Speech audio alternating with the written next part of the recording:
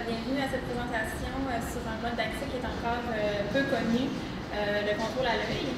Donc, au cours de la présentation, on va aborder les principales caractéristiques de la sclérose latérale amyotrophique, ainsi que leurs impacts au quotidien.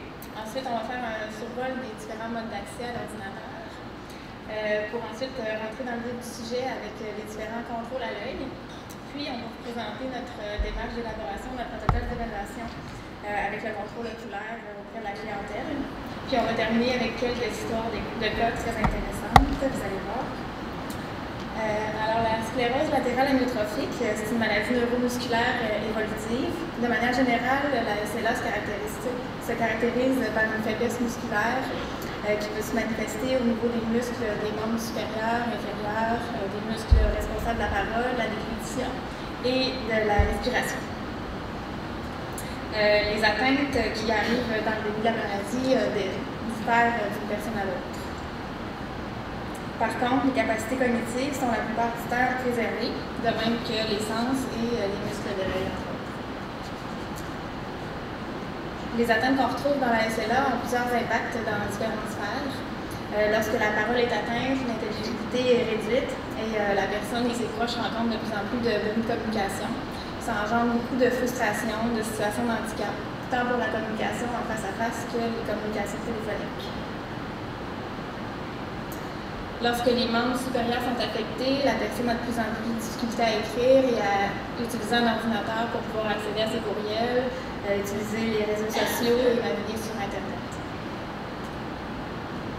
De plus, les atteintes physiques entraînent une diminution de l'autonomie des clients à utiliser les différents appareils de leur environnement, notamment les fauteuils autosouleveurs, les lits électriques, la télévision, les portes et les lumières. Ils deviennent donc dépendants pour utiliser tous ces appareils-là. Le choix du mode d'accès varie selon les capacités physiques et les besoins du client en fonction de l'évolution de la maladie. Dans les choix du mode d'accès, l'accès direct est plus intuitif et plus rapide que l'accès indirect par balayage. Lorsque possible, nous privilégions l'utilisation des membres supérieurs et initialement nous nous assurons d'un bon positionnement. Afin de compenser les pertes de force et d'amplitude aux membres supérieurs, nous recommandons généralement d'utiliser un mini-clavier, un support articulé pour soutenir l'avant-bras et un support de cuisse pour la souris. Voici deux modèles de souris avec des boutons programmables qui peuvent être utilisés au pied. Lorsque les membres supérieurs ne sont plus fonctionnels, le contrôle à la tête est une alternative intéressante qui peut être utilisée en combinaison avec un clavier virtuel, avec prédiction de mots tels que le Webic ou le clavier visuel de Windows, avec un logiciel d'autoclic. Le contrôle à l'œil est une alternative lorsque la maladie progresse. Voici quelques exemples de positionnement d'interrupteurs qui peuvent être utilisés pour effectuer les clics de souris pour l'accès à l'ordinateur ou pour adapter une cloche d'appel ou pour un appareil de communication. Le balayage peut être utilisé pour accéder à un ordinateur. Voici une vidéo qui va démontrer l'utilisation du logiciel de grid pour naviguer sur Internet.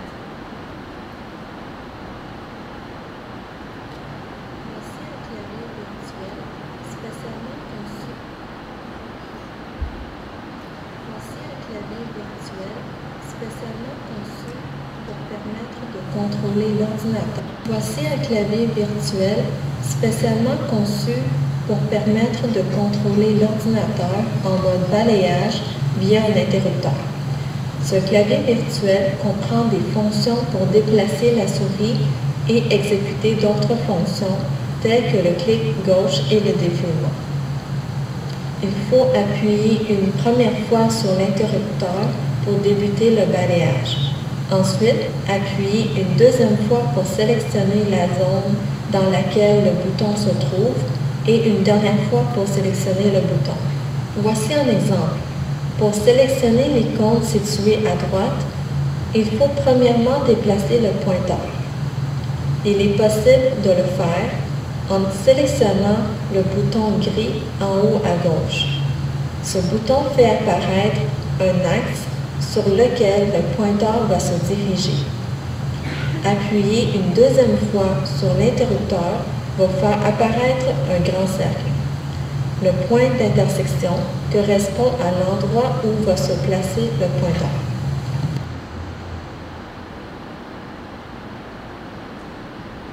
Il est important de mentionner que les différents modes d'accès peuvent permettre de répondre aux besoins des clients, soit communiquer, accéder à un ordinateur et contrôler leur environnement. Plusieurs modes de communication peuvent être utilisés selon le contexte, l'environnement et les partenaires. Il est primordial de toujours avoir une aide à la communication low-tech si l'appareil high-tech n'est pas disponible ou s'il est défectueux. En comparaison aux aides high-tech, ils sont faciles à installer, peu coûteux et permettent un contact plus direct avec le partenaire de communication. Par contre, il n'y a pas de synthèse vocale et le client ne peut pas préparer ses messages à l'avance. Comme aide à la communication high-tech, il existe une variété d'appareils qui permettent la communication avec une synthèse vocale. Voici des exemples d'appareils, dont deux avec un écran dynamique, comme le iPad et le ToughPad, et un avec un clavier intégré. Les premiers systèmes oculaires coûtaient environ 20 000 $. La diapo illustre trois anciens modèles, soit le Vision Key, le Quick Lens et le Erika. Le Quick Lens et le Erika fonctionnent avec une caméra dont il fallait ajuster manuellement la caméra pour faire un focus afin d'avoir une image claire de l'œil, tandis que le Vision Key est un système portatif avec synthèse vocale pour communiquer et pour taper. Et comme vous voyez à l'écran complètement à droite, l'utilisateur devait porter une lunette dans laquelle est insérée une carte, une petite carte, sur laquelle il y avait des lettres ou des mots selon un degré de complexité. Et c'est de cette façon que la personne pouvait communiquer. Aussi, avec le Vision Key, le client devait utiliser des commandes clavier. Il n'y avait pas de souris, donc c'était de cette façon-là qu'il pouvait contrôler l'ordinateur. Donc, il y a eu des développements technologiques qui ont permis au contrôle oculaire d'être plus disponible, plus portatif et moins cher. Les systèmes de contrôle actuels sont munis d'une ou de plusieurs caméras qui permettent les déplacements de la souris, qui peuvent être aussi utilisés avec des claviers virtuels ou avec des logiciels de communication. Je vous présente maintenant une vidéo d'un artiste peintre qui utilise le contrôle à l'œil Tobii PCI.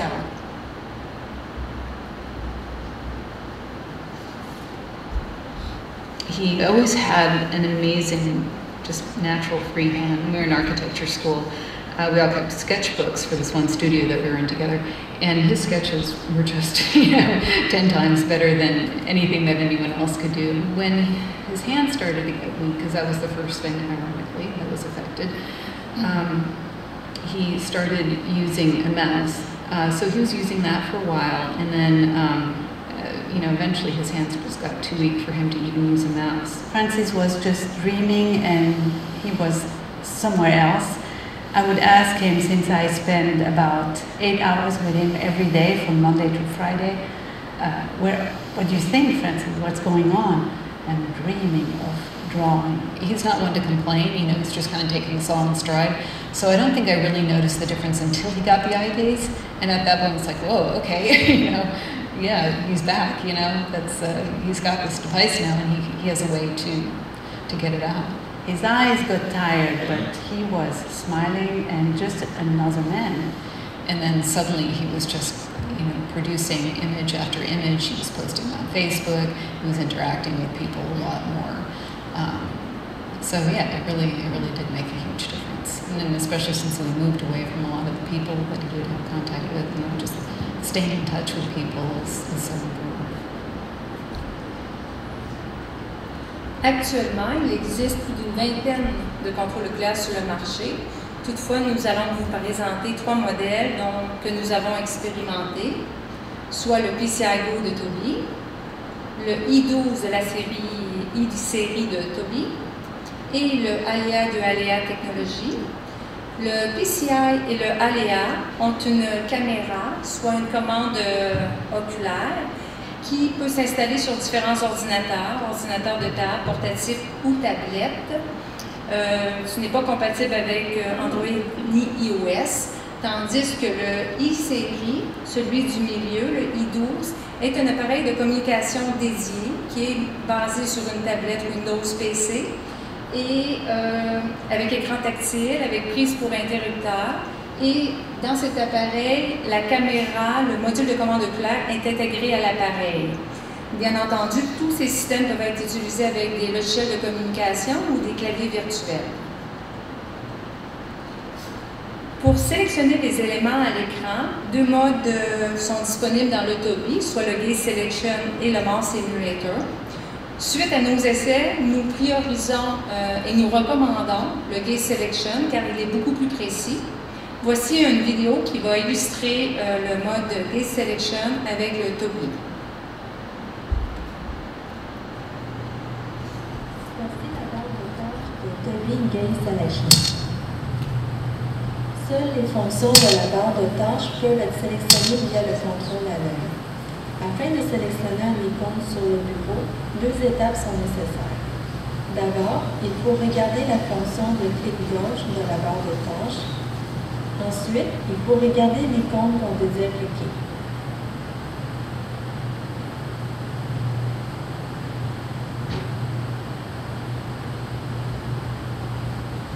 D'autres fonctions sont aussi disponibles, telles que la fonction de défilement.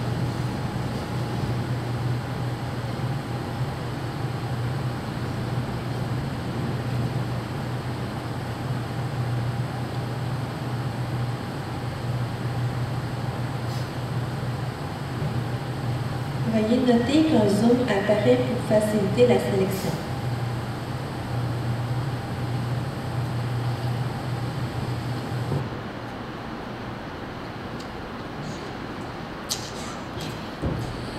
Certaines conditions sont favorables et doivent être prises en considération lors de l'évaluation des contrôles à l'œil. Afin d'optimiser les mouvements, la reconnaissance des mouvements oculaires, il est important que la personne doit avoir un bon potentiel d'apprentissage, être motivée et avoir de bonnes habiletés oculaires. Il est aussi important d'avoir un support technique présent dans le milieu, de bien contrôler l'éclairage car le système est sensible au degré de luminosité et aux reflets lumineux. Et il est très important de bien positionner la personne et aussi l'appareil. Autant que possible de stabiliser le tronc et la tête et parfois et surtout de positionner l'écran parallèle aux yeux de la personne et parfois il est nécessaire de positionner l'écran un peu plus haut que les yeux de la personne lorsque la personne est couchée afin de favoriser l'ouverture des yeux pour une meilleure utilisation.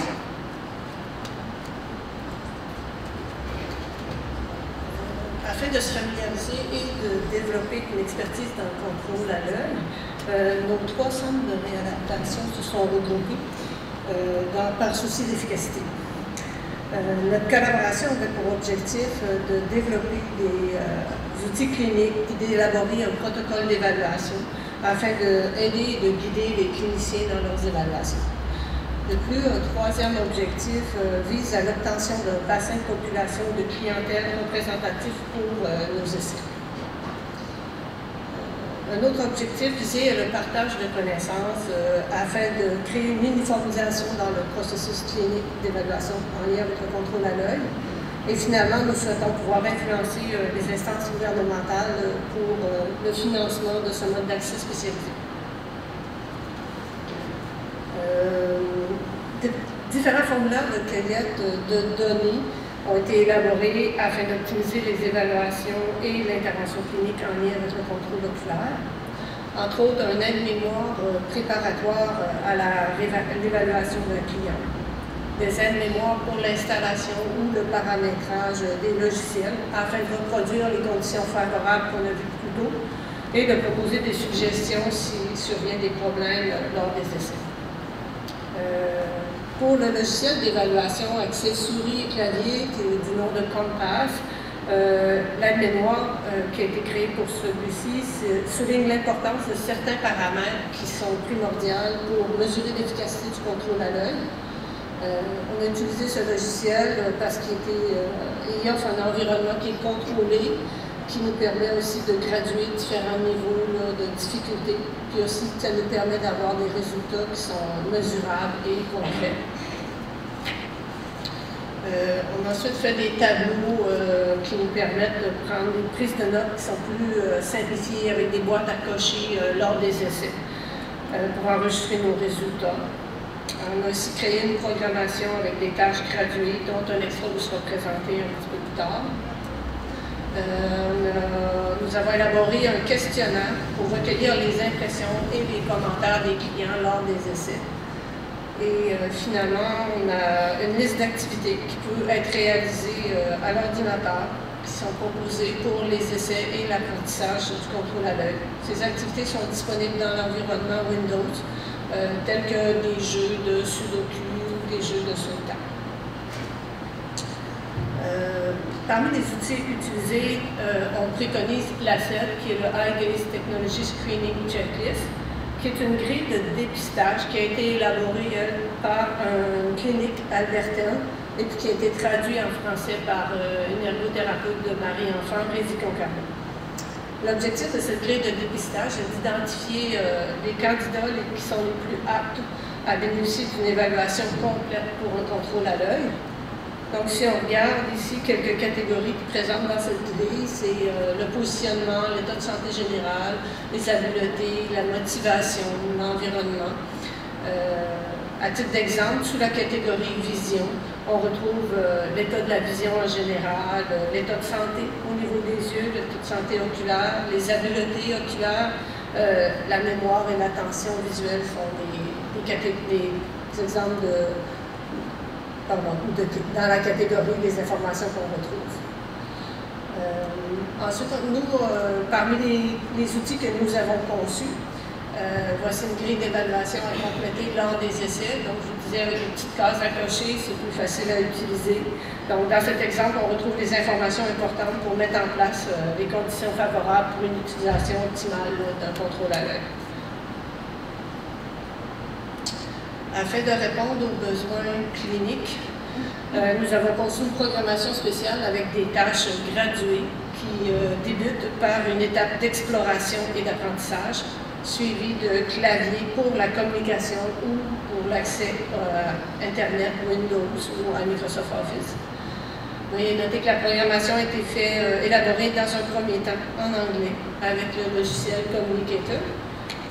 Donc, l'objectif de la programmation pour le contrôle à l'œil est de faire vivre un succès et du plaisir aux clients en évitant les frustrations ou les échecs lors de l'apprentissage. Donc, je vais vous présenter un petit extrait vidéo de la présentation. La première étape est une étape d'exploration. Ici, le client est invité à choisir une activité parmi les suivantes. Informations sur le contrôle oculaire, des blagues, le jeu Où est Charlie et des jeux de chiffres. Cette étape permet au client d'explorer le contrôle oculaire.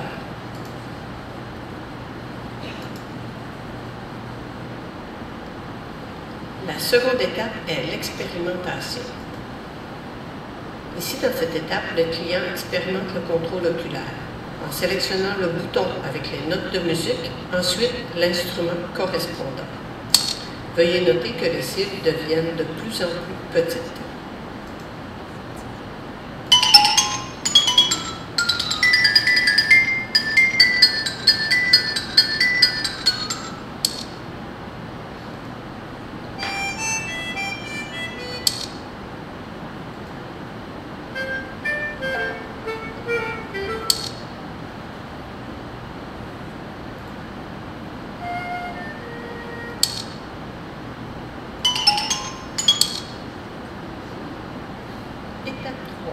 Dans cette étape, nous avons choisi un jeu d'association avec des boutons de taille variable afin de permettre aux clients de pratiquer l'utilisation du contrôle à l'œil.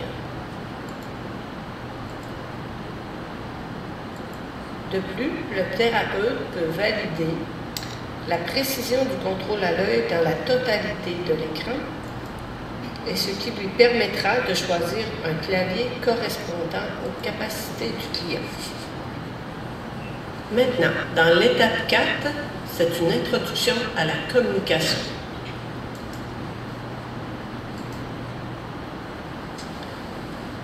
La tâche consiste à remettre les lettres en ordre pour former le mot. Cette tâche se rapproche de l'utilisation d'un clavier où l'on doit regarder ce qui s'affiche dans la barre de messages pour valider ce que l'on écrit.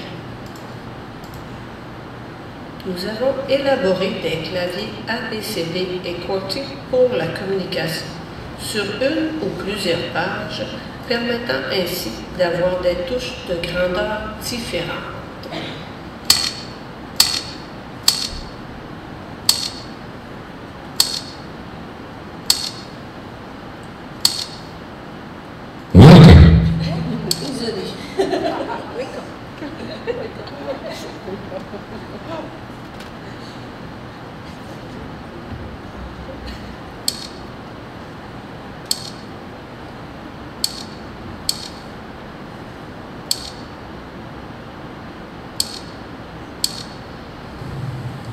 Nous avons aussi conçu des claviers pour Windows pour répondre aux besoins des clients en lien avec l'accès au courriel, la rédaction de texte, la navigation sur Internet, les réseaux sociaux. À l'écran, c'est un clavier organisé en 2 sections.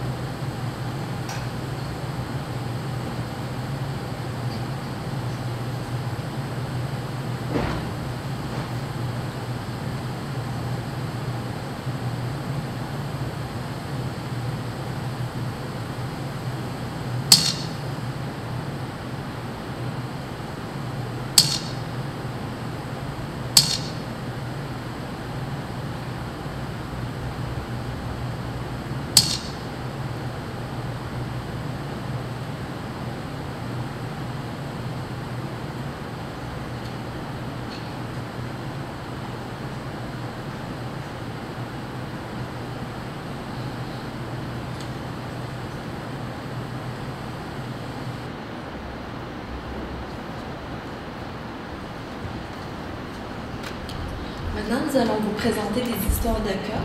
La première histoire de cas concerne M. C, qui est un homme de 61 ans, originaire du Liban, et qui vit à domicile avec son épouse et ses 2 enfants. Il a reçu le diagnostic de sclérose latérale amyotrophique en 2010 et depuis 2012, il a présenté une détérioration sévère de sa condition physique. Il est maintenant alité en permanence, ventilé par trachéotomie et alimenté via un tube de gavage. Il n'y a aucun mouvement au niveau des 4 membres et seulement quelques mouvements au niveau de la tête, des lèvres et des yeux. Il présente de bonnes habiletés oculaires, des capacités cognitives intactes et de plus, il est très motivé. Pour communiquer, il utilise les mouvements des lèvres, le clignement des yeux pour exprimer le oui, le haussement des sourcils pour exprimer le non, ainsi que son expression faciale pour exprimer une émotion. Son épouse, qui est très impliquée, est capable de décoder ses messages non-verbaux. Et c'est très impressionnant de voir la rapidité avec laquelle elle réussit à comprendre ce qu'il tente d'exprimer, la plupart du temps. Au niveau de ses besoins, Monsieur désire être informé des actualités du Liban en consultant des nouvelles sur Internet, maintenir des contacts via Skype avec la famille du Liban, et il souhaite aussi jouer à des jeux à l'ordinateur comme le solitaire, le sudoku et le poker. Pour faciliter la communication avec le personnel du CLSC, Monsieur avait reçu un appareil Dynavox VMAX en 2012 qu'il utilisait en mode balayage pour la communication. Malheureusement, c'était très long d'utiliser ce mode pour communiquer et la vitesse du processeur n'était pas assez rapide pour pouvoir l'utiliser pour visionner des nouvelles sur Internet du Liban. Il utilise également un système de contrôle d'environnement, le Ménestrel, qu'il active avec un interrupteur microlight à l'aide de mouvements de la tête pour contrôler son lit, la télévision et la cloche d'appel. Dans le cadre d'un projet d'une durée limitée de 2 semaines, en 2013, monsieur a pu essayer pour la première fois un système de contrôle à l'œil, le TUBI C15. Les résultats des essais ont été concluants en raison d'un éclairage favorable, d'un positionnement stable et réussissait à produire des messages avec peu d'erreurs de sélection. Toutefois, étant donné les coûts élevés de l'équipement, qui coûtait environ 15 000 et l'absence de subvention, monsieur n'a pas pu se procurer immédiatement les équipements essayés. Par la suite, la compagnie TUBI a mis sur le marché le PCI Go, qui est un appareil qui peut se fixer sur un ordinateur et qui est beaucoup plus abordable, environ 3 000 $. D'autre part, la famille a entendu parler d'un pédiatre libanais renommé, atteint également de la SLA, qui écrit des livres grâce à ce système. Alors, grâce à une collecte de fonds au Liban, la famille de monsieur s'est procuré les équipements suivants. Le PCI Go, avec le logiciel TUBI Communicateur, et un ordinateur de bureau avec Windows 8. Nos interventions consistaient à assurer une bonne configuration du PCI Go, réviser et ajuster les paramètres au niveau de la précision et de la vitesse, et aussi nous avons programmé un clavier personnalisé que monsieur peut utiliser pour Skype. Alors voici une vidéo qui montre le client en train de l'utiliser pour communiquer avec sa sœur via Skype.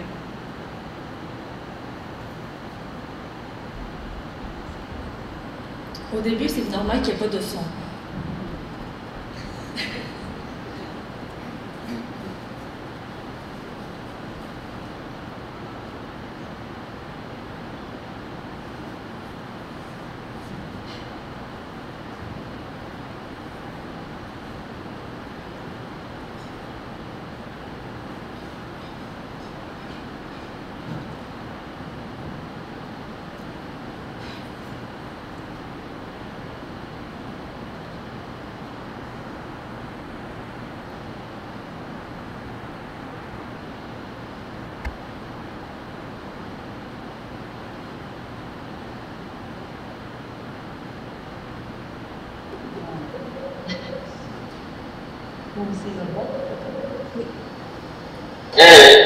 حطيت لك الكاميرا ما انتبهت ابدا الكاميرا هيك شوف بيزبطوا لك الكمبيوتر يلا بدك برافو بتصير تحكي احسن تنتبهي اكثر اوكي شوف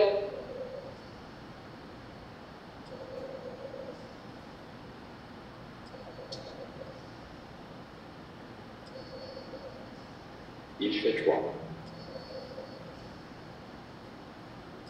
Il pleut, il fait très froid chez nous. Sur la côte, il fait 6 degrés. Chez nous, 4, 3 degrés. Il pleut beaucoup, beaucoup, beaucoup. Ça n'a pas arrêté de pousser depuis 2 jours. بس قديش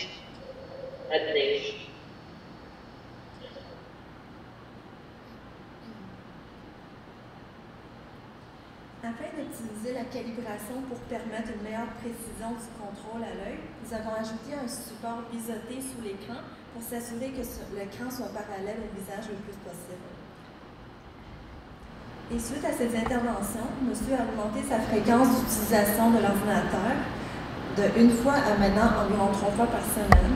Il requiert moins d'assistance de la part de son épouse et il a repris d'autres activités comme jouer au sudoku et au poker. Maintenant, voici un témoignage de son épouse. Pour vous, quels sont les avantages à utiliser un système de contrôle à l'œil? Si vous voulez dire, pour moi, c'est l'avantage, je n'ai pas d'avantage, moi, parce que je prends du temps pour le poser, mais ça me fait plaisir de le voir en train de jouer, d'appeler Skype. Ça me fait plaisir quand je le vois content, hein, qu'il arrive à s'exprimer, qu'il arrive à parler avec les autres. C'est ça ce qui me fait, c'est ça mon avantage pour moi. C'est lui qui est bien. Et pour vous, est-ce qu'il y a des désavantages à ce système de contrôle à la Les avantages, parce que c'est toute seule que je travaille, donc là maintenant on commence à m'aider à faire le système, c'est ce qui est bien, mais juste le brancher, le calibrer, attendre certaines choses pour le mettre et tout ça, ça peut prendre du temps fou là, pour moi. Je dois lui donner tout ce temps pour le brancher et tout ça. Donc c'est ça ce qui est le désavantage ici. Il y avait un moyen plus facile. L'autre c'était trop cher pour la boîte portable encastrée et tout ça. Donc moi j'ai un ordi que j'ai juste branché l'œil, donc ça prend trop de travail pour le mettre devant lui. C'est ça le désavantage. On doit le poser tout le temps devant lui. Il y a les infirmières qui passent pour faire le bain, tout ça. On doit enlever, remettre, enlever et remettre. Ça facilite au moins une fois qu'on sent que vraiment il existe encore, il est là, il réfléchit. Quand il parle avec lui, donc ça fait plaisir. On doit savoir tout de suite aussi, parce qu'on est vraiment stressé avec tout ce qu'on a.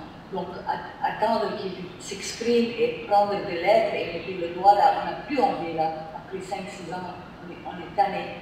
Donc, quand il parle, c'est facile pour nous de comprendre ce qu'il veut et ça nous fait plaisir de le voir aussi, lui, avec ses yeux sourire. Il sourit quand il parle, il s'exprime, il est content. Il dit que je peux lui dire ce que j'ai envie de dire parce qu'ils sont tous à l'intérieur. Comme on sait, c'est une vie à l'intérieur d'un corps mobile qui bouge pas.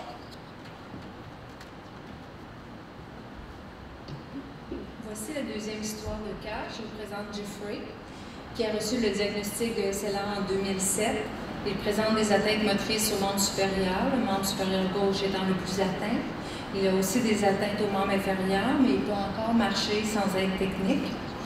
Il communique verbalement. Toutefois, depuis quelque temps, il y a eu des changements au niveau de sa parole, mais il est encore intelligible. Ses habiletés cognitives sont excellentes et il a de bonnes habiletés oculaires.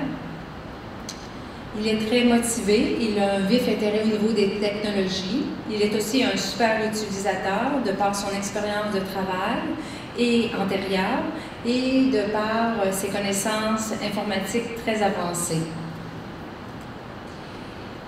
Lors de la première évaluation, Jeffrey au début utilisait la souris avec la main droite et 2 interrupteurs pour les clics de souris avec la main gauche avec une interface. Il utilisait aussi un clavier virtuel avec prédiction de mots Wivik et un logiciel de reconnaissance vocale, Dragon Naturally Speaking en anglais, avec lequel il utilisait des macro-commandes qu'il s'était créées. Il utilise aussi le téléphone intelligent iPhone avec la reconnaissance vocale Siri.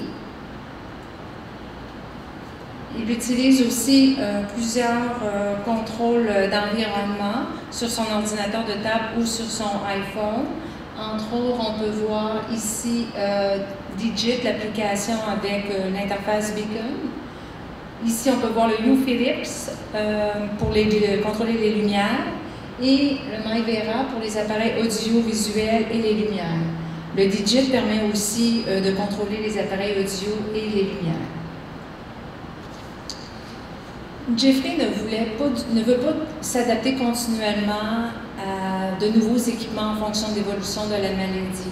Il veut éviter le plus de frustration possible. Donc, sa priorité était vraiment de faire l'essai du contrôle oculaire avec la ligne tablette et pour l'accès à l'ordinateur et bien entendu éventuellement pour la suppléance à la communication orale. Ses besoins sont multiples parce que c'est un super utilisateur. Il veut faire tout à l'ordinateur et il veut faire des tâches très pointues aussi, entre autres créer des scripts, continuer d'écrire sur son blog, communiquer par écrit via des courriels et réseaux sociaux, contrôler son environnement et j'en passe. L'évaluation a débuté en juin 2014 et elle s'est poursuivie par la suite parce qu'il y a eu un prêt d'équipement prolongé afin qu'il puisse approfondir davantage les essais dans des tâches plutôt spécifiques. Malheureusement, lors de la période d'essai, Jeffrey a fait une chute qui a entraîné une perte des fonctions au membre supérieur et une perte des fonctions aussi au membre inférieur. Il ne pouvait plus marcher et il s'est retrouvé en fauteuil roulant motorisé avec conduite au pied gauche. À ce moment, le contrôle oculaire s'est avéré vraiment essentiel pour lui. Je vais donc vous faire un bref résumé des différents essais qu'on a fait avec Jeffrey pour la tablette et le contrôle oculaire. Donc, on a fait les essais sur différents ordinateurs de table, portatifs, tablettes, dans différentes positions, avec différents types de claviers à l'écran et avec 2 modes de sélection, soit le Gay Selection ou le Mouse Simulator. Nous avons rencontré bien sûr quelques défis, soit le positionnement et l'éclairage, parce qu'on a fait différents essais avant la chute et post-chute, donc il y avait vraiment dans différentes positions qu'on a fait des essais. Jeffrey a décidé finalement de s'acheter des équipements.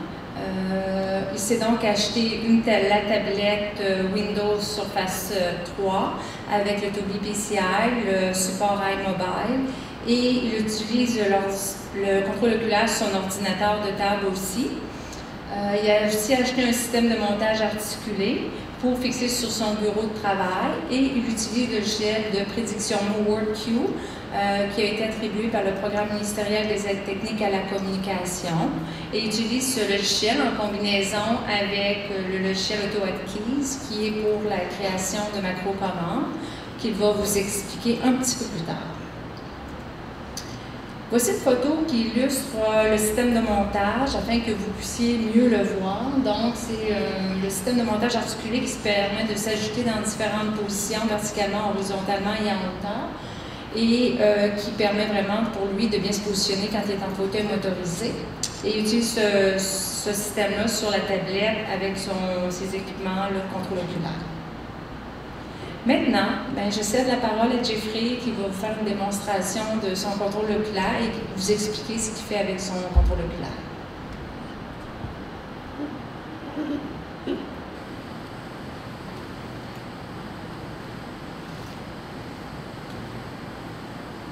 Good morning.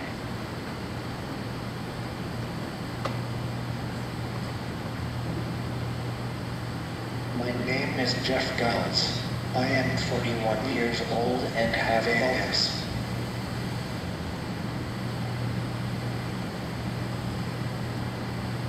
In my previous career, I was the art technical director at Ubisoft Entertainment. I'm also father to a 5-year-old boy.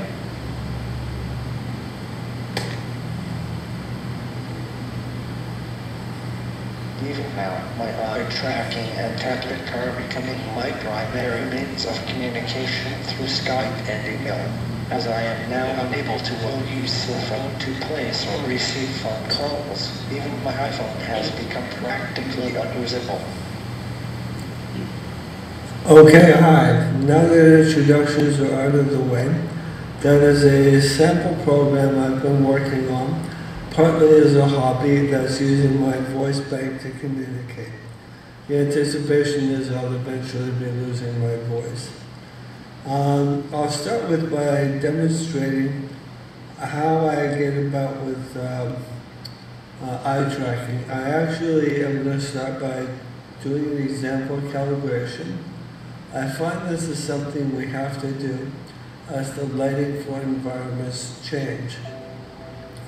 As the same goes from day to evening, the eye tracking will actually lose calibration, and it's worth redoing this. It's a fairly easy process. It's just a matter of looking at the black dot in the orange circle for a period of time so that the tablet can recalculate where I am looking on screen. As I mentioned, I use my eye tracking for just about everything, from basic navigation of my computer to sending emails and even controlling my home automation system. So as you can see, the calibration came in all green, which means we're good to go. So if I minimize this window, let's say I want to check the news. I'll just open Google Chrome, like so, pop up the key, select the address bar, type in the web address I want using the Tobii keyboard. I found the Tobii keyboard works extremely well. Probably among the best of the eye tracking keyboards I've tried. I also prefer using the eye gaze over the mouse emulation mode. Because I'm actively recording at the moment, things are going to be a little bit laggy. Usually it's a bit faster than this, and my eye tracking is usually a bit quicker. So I can scroll the web page just by selecting the scroll icon on the right side of the bar here, that one. I can scroll down or up as I need. Sometimes I lose focus of the window, which can cause a little bit of an issue for scrolling. So as you can see there again, a little bit of lagging. But that's mostly due to the recording. Usually it's much quicker. So I can click and select pretty much as needed. For example, one of the things I also can do is typing text, which is something I find I have to do quite often. At the moment, I'm using Dragon Naturally Speaking, because as you hear, my voice is still pretty strong, but I'm expecting that that's not going to last forever. So I can type just using the on-screen keyboard, like so, which is a little slow. But if I use it in conjunction with word Q, I get this text completion box which pops up. I should point out that this is actually supported by another AutoHotkey script I've written, which allows me to do a key press to get the number pad. So as you can see there on the drop down, I have a list of word expansions I can use, and by pressing a number on the number pad, it will actually complete that. However, on the Tobii keyboard, there is no number pad. I've written a script which will allow me to emulate that. So I'm basically using Alt and QWERT. I've mapped that to number pad 1 through 5. So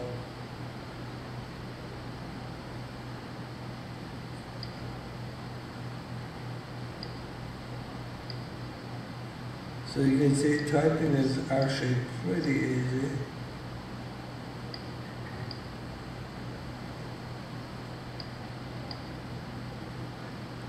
Oops, I made a spelling mistake, but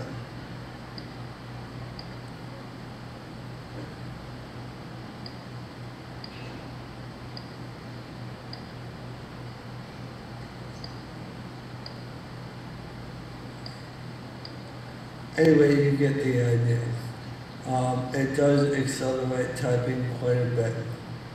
I use this not a whole lot at the moment, but I do use it when the environment is a bit too noisy for using my voice control for text-to-speech, or just for short messages like, say, a status update on Facebook.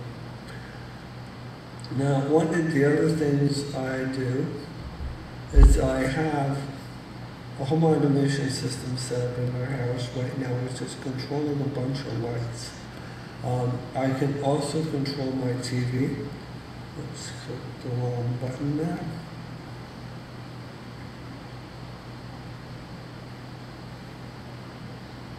So let's say I go back to this web page, and I open up my Fiora controller. It's again going to be a little laggy because we are actively recording. Usually it's much faster and smoother. So we'll just give that a second. Okay, this is the web interface to my home automation controller. I'm afraid it's a bit bright in here, so you won't be able to see it, the light actually going on and off. But just by taking my left click button, clicking the on-screen button here, I promise you the light is in fact going on and off. So one of the other things I do, which I found extremely useful, is I can remote connect to my old large desktop PC through various programs. Right now I'm using VNC. My old desktop I'm actually using as a media server. By the way, this isn't my actual password. I'm using what's called a hot string and AutoHotkey to complete my password for me, saving a bit of typing time. So this is a media player called XBMC. I don't actually view it through the window you see on screen here. I have a large monitor just to my right. I use the eye tracking and my tablet to control it most easily with the keyboard. So I can watch movies, I can browse my TV shows, or I can play them. Let's close that back down. Or I can do any management that is in fact required of my desktop through my media, through VNC. Now at the beginning I demonstrated a script that I was using my voice bank to communicate for me. I had written this with a scripting language called AutoHotkey. Everything you see here was written with the on-screen keyboard through the Tobii tablet, through the Tobii eye tracking. The script itself is not overly complicated, but there's a fair bit of effort in there to get it working. And this is just one of the things that having the eye tracking allows me to do. It really lets me dive more deeply into what the computer can do for me in a less frustrating manner. I really chose to go straight to eye tracking over something like a head mouse or other mouse interface, primarily for navigation and typing reasons. It's just so much faster and so much more efficient to get around, and much less frustrating. I wouldn't have been able to come up with something that detailed without trying to pull out what little hair I have left. Anyway, that's just an example of some of the things I use my eye tracking for. Thank you for watching.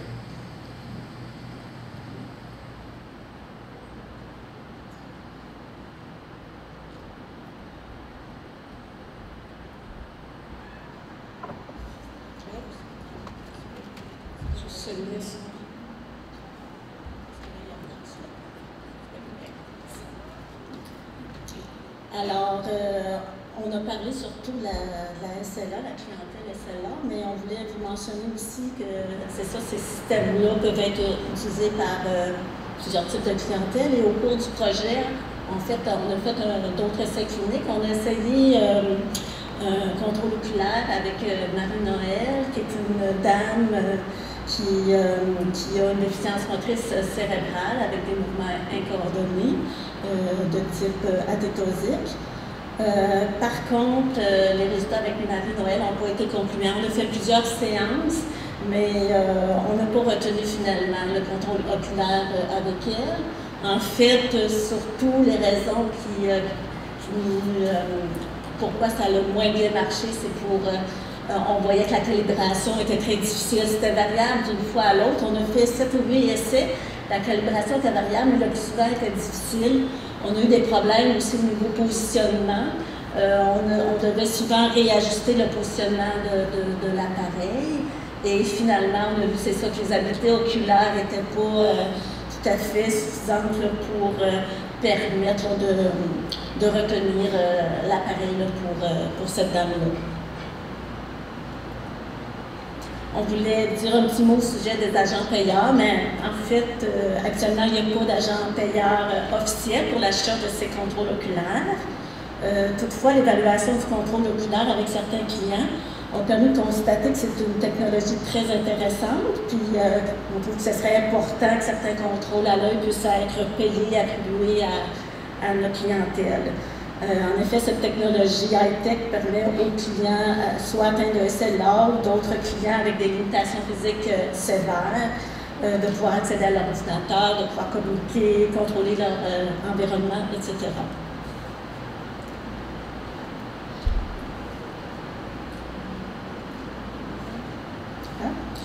Alors, on est déjà rendu au mot de la fin de la présentation. Un petit mot vers l'avenir, en fait. Comme vous le savez, les progrès technologiques sont très rapides. Il y a toujours des nouvelles technologies de pointe qui se développent constamment. Actuellement, la technologie au niveau des systèmes de contrôle oculaire est en plein développement. Comme exemple, sûrement plusieurs ont entendu parler des fameuses lunettes Google Glass, qui est une paire de lunettes avec la réalité augmentée. Également, Google va aussi lancer des lentilles de contact intelligentes qui sont dotées d'une caméra. Puis aussi, depuis peu, on a vu l'avènement de la mise en marché d'un équipement qui s'appelle le Eye Tracker, qui est disponible à environ 100 $. C'est un contrôle oculaire avec un logiciel de développement et qui est compatible avec PC, Mac et Android. Plusieurs autres technologies sont aussi en émergence et tous ces développements auront éventuellement des retombées pour notre clientèle, pour les personnes avec des déficiences physiques sévères. Et ceci pour leur permettre davantage d'opportunités et leur ouvrir les portes pour plus d'autonomie. Donc, on vous remercie de votre attention.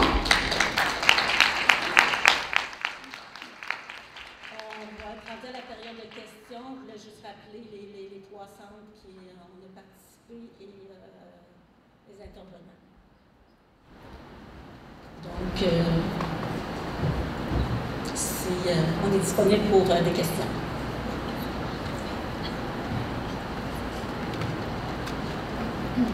J'ai une petite question technique. Est-ce que ça fonctionne avec des lunettes, les patients qui auraient des lunettes? Oui? La question est si ça fonctionne avec des lunettes? Oui. Ça dépend toujours de la monture. Il y a certaines montures que c'est plus difficile parfois à positionner. Ça dépend du positionnement du client, comment il est installé aussi. Parce que des fois, la caméra ne va pas bien viser ou tout ça. C'est sûr que ça peut être difficile. Il y a différents facteurs qui peuvent entrer en ligne de compte. Je ne sais pas si des collègues peuvent ajouter d'autres choses. Oui, je suis présentement un utilisateur qui a des bonnes lunettes avec une force assez importante, mais il est en position couchée. Puis en position couchée, c'est vraiment difficile d'aller obtenir un 90 degrés, là, si on doit vraiment être parallèle. Quand les gens en position assise, en général, vont pouvoir garder leurs lunettes, mais en position couchée, on dirait que les lentilles, les lunettes, le verre entrent en conflit, puis on n'a plus de calibration quand on est en position couchée. Probablement qu'il faudrait augmenter beaucoup plus haut l'ordinateur puis le contrôle de la caméra. J'ai peut-être juste ajouté un point. Moi, j'ai fait l'essai avec un client qui avait une dystrophie musculaire de Duchenne, et donc il avait une position très fixe au fauteuil. Sa tête ne bougeait pas du tout. Il y avait un respirateur en tout temps. Et il y avait des lunettes, mais j'ai vraiment pas eu. Ça a été très difficile. J'avais des problèmes avec la calibration. Ça sautait continuellement. On a essayé toutes sortes d'affaires. J'ai été obligée de mettre du tape, parce que c'est le mot, là, du tape autour sur les montures pour essayer de voir si ça aidait. Ça semblait aider. Le respirateur, on l'a comme mis d'une autre façon. En tout cas, vous voyez, il peut y avoir vraiment différents facteurs qui peuvent vraiment entrer en ligne de compte. Donc, c'est important, les différents outils qui ont été développés, comme la CEP au niveau du questionnaire, le dépistage aussi, pour un peu voir et tenir compte des différents facteurs lors de l'évaluation.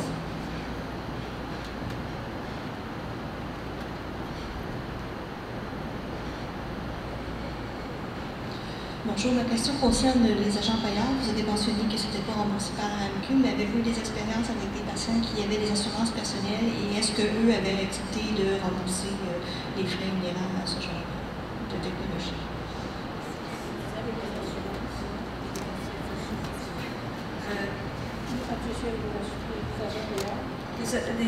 Pour le moment, notre agent payeur au niveau des aides technologiques en général, c'est le PEMACOM. Le PEMACOM ne couvre pas les contrôles à l'œil récents. Ils ont des choses un petit peu plus âgées. Pardon? Oui. Présentement, c'est ça. Suite aux essais qu'on a fait, on essaie d'influencer le PEMACOM pour dire que c'est fonctionnel et que ça peut répondre à certains besoins avec certains clients.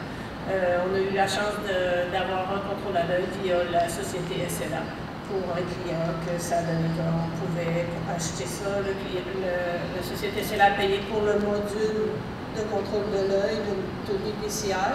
Le client s'est acheté son propre ordinateur et le PEMACOM a payé pour le système de montage pour l'installer. Donc, des fois, c'est d'essayer de faire valoir son point de vue, mais par rapport aux assurances, moi, je n'ai pas essayé. J'avoue que j'ai peut-être tendance à oublier ça dans mes évaluations parce que ces clients, la majorité que j'ai, c'est des clients avec la SLA et ils ont déjà énormément de besoins. Donc, souvent, les assurances, ce n'est pas toujours une solution. Mais merci d'avoir aussi.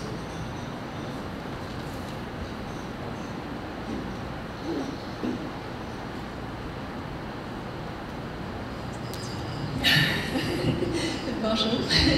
Ma question, c'est un peu en lien avec ça. En fait, je me pose, étant donné les difficultés de financement, comme par exemple, dans le cas de Jeffrey qu'on a vu, à quel moment est-ce que vous commencez à en parler ou c'est toujours le questionnement vu que c'est pas financé? Lui, il mentionnait que c'était plus facile pour lui que le Headmouse, mais à quel moment est-ce que vous commencez à en parler ou aborder ça? Bien, dans la littérature, je ne sais pas si c'est Kogan, mais il mentionnait qu'il pouvait y avoir deux types d'utilisateurs. Nous, on pense que on va instaurer le contrôle oculaire à tel moment lorsque la personne n'a plus aucune capacité, il reste seulement le mouvement des yeux qui est préservé. Mais il y a certaines études qui disent que non. Le plus tôt, c'est plus favorable de commencer à installer, d'évaluer le contrôle à l'œil parce que la personne peut l'utiliser. Et comme dans le cas de Jeffrey, il y avait un potentiel d'utiliser d'autres modes d'accès, par exemple la conduite au pied via le fauteuil, tout ça, mais lui ne voulait vraiment pas parce qu'il savait que les yeux étaient préservés, il savait que ça allait peut-être être plus rapide, et c'est plus rapide parce qu'on a fait la comparaison entre le contrôle au pied et le contrôle oculaire, et le contrôle oculaire est plus rapide. Donc, il a fait ce choix-là, lui, d'aller vers ça. Il avait les moyens. S'il n'y avait pas eu l'argent, j'aurais essayé à la société SLA aussi de faire une demande. Mais la littérature, c'est ce qu'ils disent. C'est préférable d'utiliser le plus rapidement possible parce que si on instaure par la suite un contrôle, l'échelle de communication, comme dans le cas de Jeffrey, bien, il est déjà à l'aise avec son contrôle oculaire. Donc, ça peut vraiment le suivre et peut-être que ça va être moins de temps d'intervention et moins coûteux au bout du compte. Et le deuxième utilisateur potentiel, ce qu'il disait, c'était par exemple, comme les clients qui ont beaucoup de mouvements choréo-atotosiques, ce que ça permet de faire, c'est que des fois, ils vont utiliser un joystick, mais ils sont vraiment toujours en contraction musculaire, ils ont toujours des mouvements involontaires. Et le contrôle oculaire va leur permettre un relâchement musculaire et être vraiment plus confortable et en repos. Et il disait que ça pouvait être une clientèle aussi intéressante à ce niveau-là. Est-ce que vous faites comme pour Jeffrey? Est-ce que vous avez comparé le Headmouse et le contrôle aux yeux pour dire que vous alliez vers ça ou vu qu'il se finançait lui-même? Le Headmouse, je ne l'ai pas comparé parce que Jeffrey, j'avais oublié de le mentionner, mais il y avait des douleurs très importantes au cou. Et c'est pour ça qu'il ne pouvait pas non plus aller vers une conduite céphalique pour le fauteuil.